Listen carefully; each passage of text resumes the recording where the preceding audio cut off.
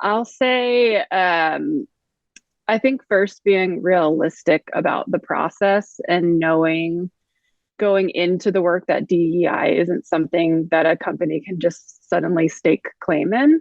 It is certainly a slow process that doesn't have an expiration date.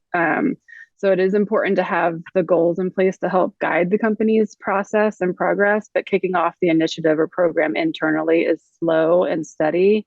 And it all starts with a conversation and willingness to be receptive and introspective on an individual level and beyond. So I think that part is the challenge is knowing that you can't just plop something in place and expect immediate results. This is like a lifetime journey, and it's going to ebb and flow with the company and how the company shifts, and having that be okay.